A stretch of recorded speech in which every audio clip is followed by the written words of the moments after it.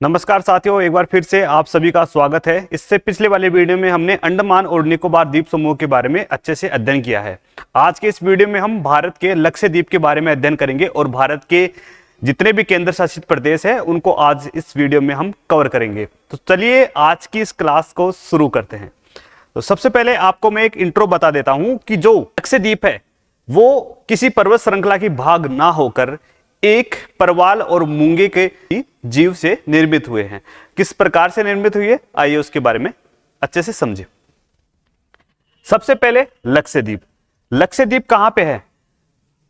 लक्षद्वीप बंगाल की खाड़ी में नहीं है। लक्षद्वीप सागर, ये अरब सागर है जो कि भारत के पश्चिम की ओर अवस्थित है।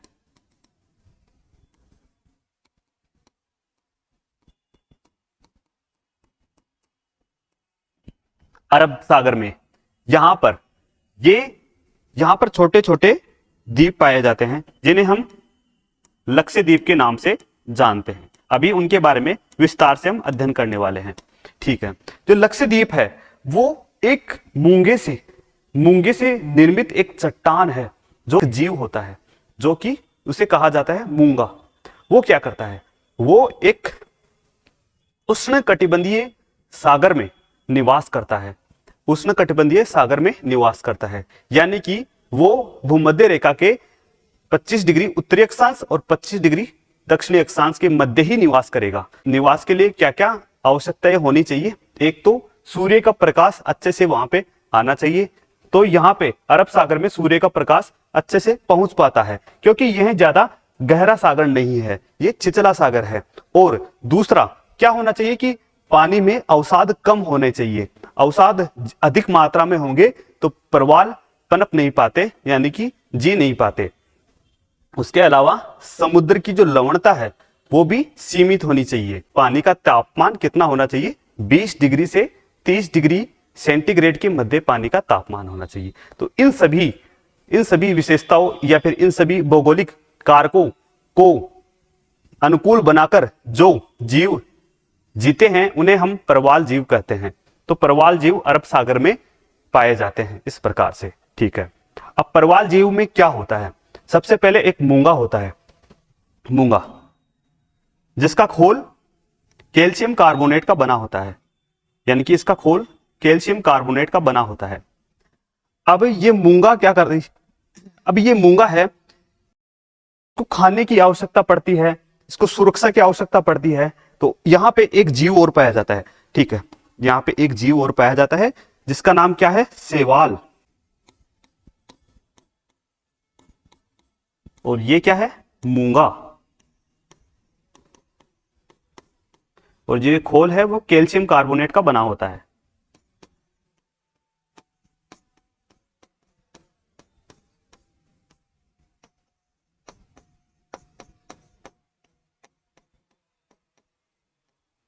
कैल्शियम कार्बोनेट का खोल बना होता है। तो ये शैवाल क्या करता है? ये मूंगे को खाना सुरक्षा प्रदान करता है, यानी कि खाना देता है, सुरक्षा प्रदान करता है। ठीक है, और ये क्या करता है? कलर यानी कि रंग बिरंगा होता है। शैवाल रंग बिरंगे होते हैं। और जो मूंगा है वो कैल्शियम कार्बोनेट, बाहर से कैल्शियम कार्बोनेट का उसके ऊपर खोल होता है। ठीक है, रंग बिरंगा कौन होता है? शैवाल रंग बिरंगा होता है। ठीक है, इसमें रंग होते हैं, रंग कई प्रकार के हो सकते हैं शैवाल में। तो शैवाल इसको क्या क्या प्रदान करता है? मूंगे को खाना प्रदान करता है, सुरक्षा प्रदान करता है और एक उचित प्रकार का रंग प्रदान करता है। और बदले में मूंगा शैवाल को क्या देता है? बदले में मूंगा शैवाल को रहने के लिए निवास प्रदान करता है। तो ये दोनों आपस में मिलजुल कर रहते हैं। इसी प्रकार से हमको भी मिलजुल कर रहना चाहिए। देखिए, मजाक की बात से अलग मैं आपको बताऊं कि अब ये आपको जो दिख रहा है वो क्या है? इसे हम प्रवाल कहते हैं। प्रवाल, ठीक है। अब ये जो रंग होते हैं, रंग, ये सारे के सारे शैवाल के कारण ये रंग कलर हमें दिखाई पड़ते हैं। इसको भी आपको याद रखना है। ठीक है, यहां तक आपको समझ में आ चुका होगा। फिर क्या करता है? फिर क्या होता है? एक समय होता है, समय के बाद जो मूंगा है वो मर जाता है और उसका जो खोल है, उस खोल के ऊपर दूसरा मूंगा आके रहने लग जाता है उसके ऊपर, और फिर से उसके ऊपर शैवाल आते हैं और फिर से वो मर जाता है, उसके जो जीव है वो तो मर जाता है, लेकिन जो खोल होता है कैल्शियम कार्बोनेट का वो ऐसे के ऐसे रह जाता है।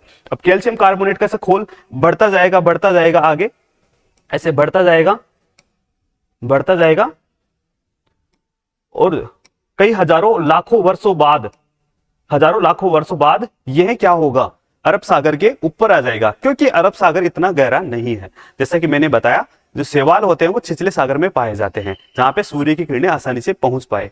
तो ऐसे बढ़ता जाएगा और जैसे जैसे हजारों साल हो जाएगी, हजारों साल बाद यह धरातल पर दिखने लग जाएगा, अरब सागर के धरातल पर ऐसे दिखने लग जाएगा। फिर वहां पे धूल मिट्टी कई प्रकार की ऋतु परिवर्तन हमें देखने को मिलेंगे। तो वहां पे सरफेस पे क्या होगा, एक धरातल का निर्माण हो जाएगा और लोग वहां पे घूमने के लिए जाएंगे और वहां अपना निवास स्थान बना लेंगे।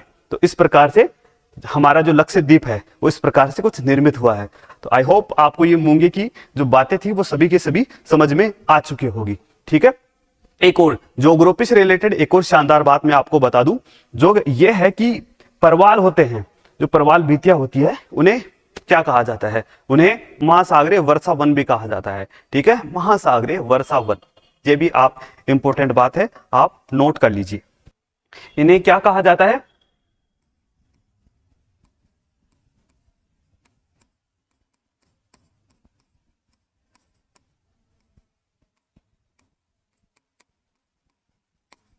महासागरीय वर्षा वन भी इन्हें कहा जाता है। तो आई होप कि आपको समझ में आ चुका होगा कि भारत के जो लक्षद्वीप है उनका निर्माण किस प्रकार से हुआ है। चलिए आगे चलते हैं और लक्षद्वीप के बारे में अच्छे से अध्ययन करते हैं। तो साथियों, लक्षद्वीप, तो प्यारे साथियों, लक्षद्वीप 3 भागों में बटा हुआ है। किन किन भागों में बटा हुआ है, आइए इनके ऊपर बात करते हैं। पहला है अमीनी द्वीप समूह। जो दूसरा प्रकार है वो है लक्का द्वीप।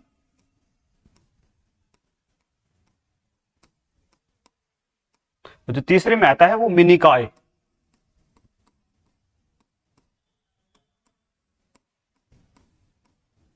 मिनिकॉय द्वीप समूह। लक्का द्वीप को एक अन्य नाम से भी जाना जाता है। किस नाम से जाना जाता है, कन्नानोर द्वीप समूह। किस नाम से,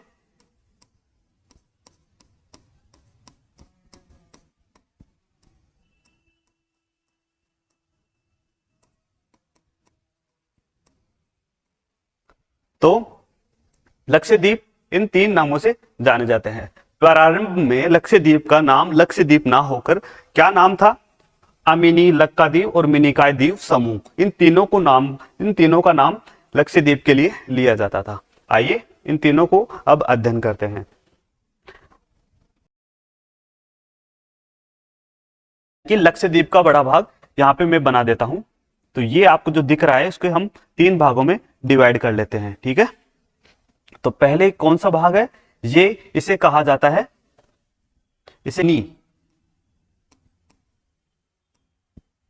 इसे कहा जाता है लक्का, और इसे कहा जाता है मिनिकॉय।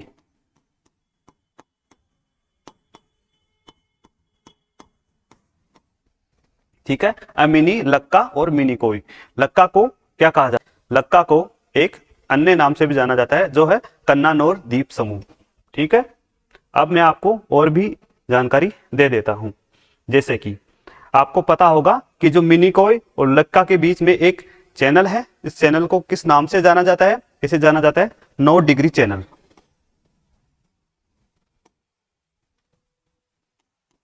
9 डिग्री चैनल, जो कि एक अपने आप में एक उत्तरी अक्षांश है। प्रारंभ में आपको जब बताया था तो अक्षांशों के बारे में अच्छे से समझाया था। ठीक है, उत्तरी अक्षांश, 9 डिग्री उत्तरी अक्षांश। अब अमीनी द्वीप समूह के बारे में मैं आपको बताता हूं। देखिए, जो अमीनी द्वीप समूह है उनमें आपको जो बातें याद रखनी है वो कौन सी बातें याद रखनी है, कि यहाँ पे एक द्वीप है जो मुख्य द्वीप उसे कहा जाता है। जैसे कि ये जो रेड कलर का आपको दिख रहा है इसे अमीनी कहा जाता है।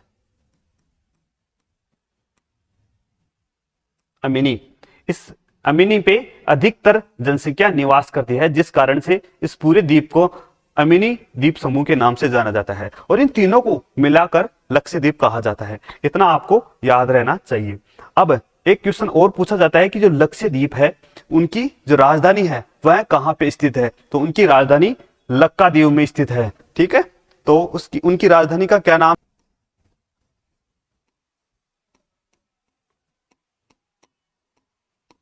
कावारती इनकी राजधानी है।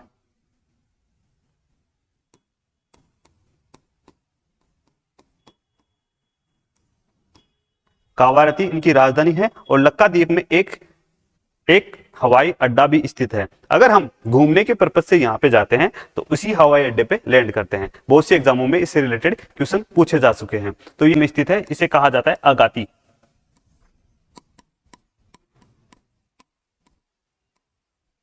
अगाती एक हवाई अड्डा है जो कि यहाँ पे स्थित है, बहुत प्रसिद्ध हवाई अड्डा है। इसके बारे में भी आपको याद रखना है। ठीक है, और एक और महत्वपूर्ण जो जानकारी है वो मैं आपको बता देता हूं साथियों, ये है कि मिनिकोय के नीचे कौन सा आ जाता है, मालदीव आ जाता है। ठीक है, मिनिकोय के नीचे मालदीव आ जाता है। देखिए ये, इसको अगर मालदीव मान ले, मालदीव, तो मिनिकोय और मालदीव के मध्य भी एक चैनल स्थित है, एक चैनल स्थित है। उस चैनल का क्या नाम है, ये 9 डिग्री चैनल है, तो इस चैनल का नाम है 8 डिग्री चैनल। 8 degree channel. ठीक है, ये भी एक प्रकार से उत्तरी अक्षांश है। ठीक है, चलो यहां तक तो हमने देख लिया है। अब मैं आपको पुडुचेरी के बारे में बताता हूं कि जो पुडुचेरी है वो कहां पे स्थित है। देखिए साथियों, पुडुचेरी ये भारत के 3 राज्यों में स्थित है। भारत के 3 राज्यों में स्थित है। कहां कहां पे, केरल, एक है तमिलनाडु और एक है आंध्र प्रदेश।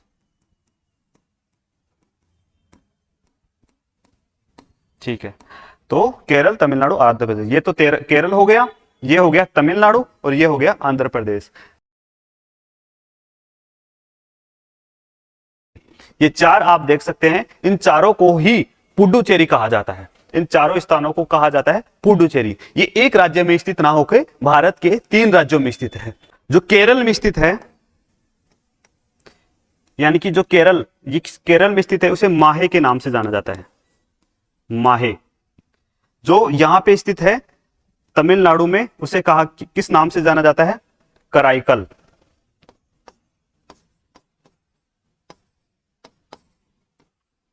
एक और है तमिलनाडु में ऊपर की ओर, इसे कहा जाता है पुडुचेरी।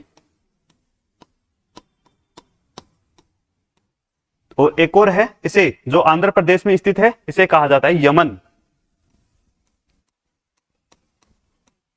और इनको सम्मिलित रूप से क्या कहा जाता है, इनको सम्मिलित रूप से पुडुचेरी कहा जाता है। ये आपको याद रखना है। ठीक है, और इनकी राजधानी, इसकी राजधानी कहां पे है, पुडुचेरी में इनकी राजधानी अवस्थित है। एक और इससे जुड़ा एक और प्यारा सा क्वेश्चन बन सकता है कि उत्तर से दक्षिण की ओर क्रम पूछ लिया जाए तो उत्तर में यमन है, उसके बाद है पुडुचेरी, उसके बाद है माहे। क्योंकि जो पुडुचेरी है वो 12 डिग्री अक्षांश पे अवस्थित है। 12 डिग्री अक्षांश पे पुडुचेरी के बाद में माहे और सबसे नीचे नीचे आएगा कराईकल। ये आपको याद रखना है।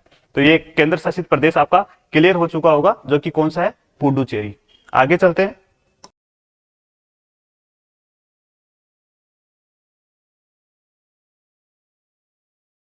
इनकी राजधानी तो थी सिलवासा।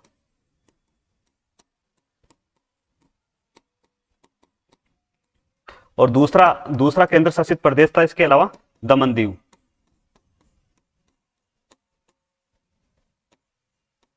इनकी राजधानी क्या थी, इनकी राजधानी थी दीव। लेकिन वर्तमान में इनकी तीनों की राजधानी को एक कर दिया गया है। दमन, जो राजधानी किस नाम से जानी जाती है, वो जानी जाती है दमन के नाम से। आइए अब इस मैप में मैं आपको बता देता हूं कि कौन सी जगह पे कहां पे अवस्थित है।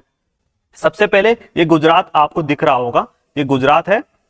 और जो आपको गुजरात के जस्ट जो नीचे दिख रहा है, ये द्वीप है एक प्रकार से, तो ये इसका नाम इसे ही कहा जाता है दीव। याद करने के लिए देखो ये द्वीप के रूप में है, इसे द्वीप कहा जाएगा। एक है जो कि भूमि और सागर के किनारे पे अवस्थित है, ठीक है, एक दिख रहा होगा, इसे कहा जाता है दमन, इसे कहा जाता है दमन। उसके अलावा दो आपको दिख रहे होंगे, एक तो है जो महाराष्ट्र और गुजरात के साथ सीमा बना रहा है, ये वाला, इसे किस नाम से जाना जाएगा। और एक है जो कि पूर्णतया गुजरात राज्य में अवस्थित है, इसे किस नाम, दादरा के नाम से, और इसे जाना जाएगा नागर हवेली।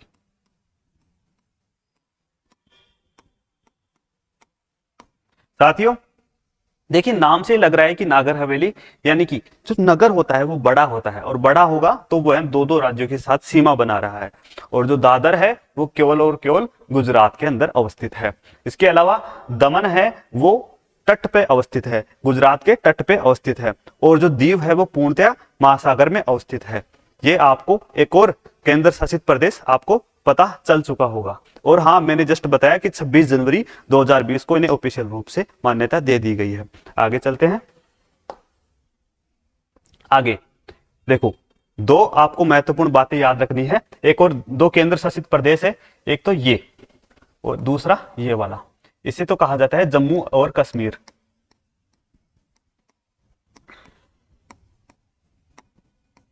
और इसे कहा जाता है लद्दाख। लद्दाख में दो क्षेत्र हो गए, इसे तो कहा जाता है पीओके, पाक ऑक्यूपाइड कश्मीर, ठीक है, इसे पीओके कहा जाता है, और यहां इसे कहा जाता है अक्साई चिन, ठीक है। तो पीओके पे पाकिस्तान का व्यवहारिक तौर पर अधिकार माना जाता है, सिर्फ और सिर्फ व्यवहारिक तौर पर, ना कि पूर्णतया, ठीक है। व्यवहारिक और राजनीतिक में बहुत ही बड़ा अंतर होता है, वो अभी मैं आपको बताने वाला हूं।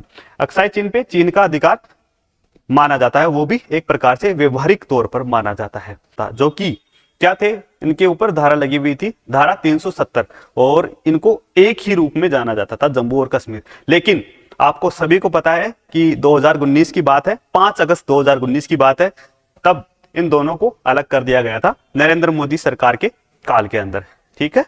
तो और एक और चीज है, जैसे कि पीओके है, अगर इसको पीओके मान ले, पाक ऑक्युपाइड कश्मीर, अगर पाकिस्तान इसके ऊपर अपना अधिकार जताता है, तो यहाँ पे कौन सा है, यहाँ पे अफगानिस्तान अवस्थित है। अगर यहाँ पे अफगानिस्तान अवस्थित है तो विश्व में कहीं पे भी आप पूछ लीजिएगा, या कहीं पे भी कोई नोट्स बुक होगी, या फिर पाकिस्तान की जितने भी बच्चे अपने बुक्स में पढ़ते हैं कि भारत की सीमा किन किन के साथ लगती है, तो भारत की सीमा अफगानिस्तान के साथ भी लगती है, वो भी कितनी, 106 किलोमीटर की, जिसे डूरंड रेखा के नाम से जाना जाता है। अगर यहाँ पे भारत का अधिकार नहीं है तो ये जानकारी भी गलत होनी चाहिए कि भारत के साथ अफगानिस्तान सीमा नहीं लगाता, ठीक है। अफगानिस्तान है, अफगानिस्तान डूरंड रेखा, ठीक है। तो ये एक प्रकार से कंफर्मेशन हो जाती है, क्योंकि संयुक्त राष्ट्र भी इस बात से सहमत है कि डूरंड रेखा भारत और अफगानिस्तान के मध्य है, ठीक है। भारत और अफगानिस्तान के मध्य डूरंड रेखा है, और पीओके पे पाकिस्तान का व्यवहारिक रूप से अधिकार है, लेकिन राजनीतिक रूप पे भारत का ही अधिकार यहाँ पे अवस्थित है, ठीक है। ये दो राजधानी हो गई। उसके अलावा ये आप देख सकते हैं, ये क्या है, ये चंडीगढ़ है। चंडीगढ़ पंजाब और हरियाणा दोनों की राजधानी है। देखिए चंडीगढ़ खुद भी एक केंद्र शासित प्रदेश है, और ये खुद भी एक प्रकार से राजधानी हो गई। उसके अलावा पंजाब की राजधानी भी क्या है, चंडीगढ़, और हरियाणा की राजधानी भी क्या है, चंडीगढ़। ये आपको याद रखना है। और ये आपको दिख रहा होगा, ये क्या है, ये है पंजाब। उसके अलावा जो आपको यहां पे दिख रहा है, ये है हरियाणा।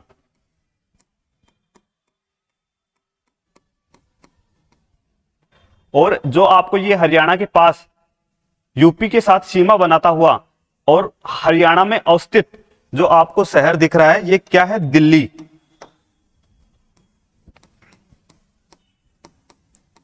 जो कि हमारे देश की कैपिटल भी है।